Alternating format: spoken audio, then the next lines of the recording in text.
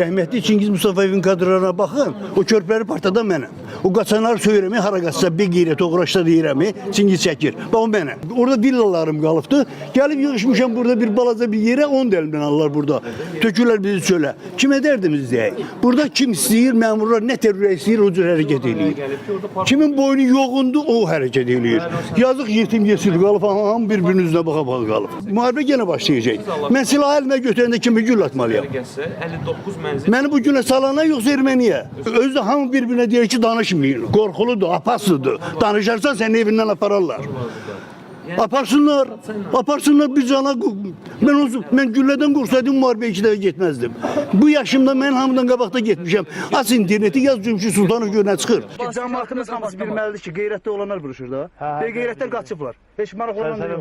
Sərs gün, yox, mən sənə açığını deyirəm sənə. Sərs gün mən gələcək eləsinin qabağında cavab verməyə mənim imkanım çətir ki, ölərəm burada qalaram məsələn. Açmaq lazım, qoymaq lazım, axırın dəfəsini ki. Amma o uğraşlar burada. Laf kimə güvəndiklərimiz, hamısı qaçır. Ölümdən qorxandım deyiləm mən. Amma sözdə düz deməyə qoymurlar. Çünki deyirsən balanı uğurlayarlar, balanı apararlar. Biz o kadar humanist xalqıq ki, bax burada bu saatları bax burada ham bilir. Bax bu dəqiqə bax qapını döyüb erməni çıxsın buradan. Bax burada yaşayır.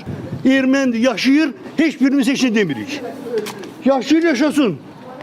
Biz öyle xalqıq ki, biz qonşuluğu da başa düşürük. Amma bizə öz Azərbaycanlılarımız salı çöllərə. Niyə görə? Hansı münasibətlə? Niyə görə? Mən də benzin qoymuşam cebimə, hazıram, özüm yandım ağa. İrgənmişəm bu həyatdan.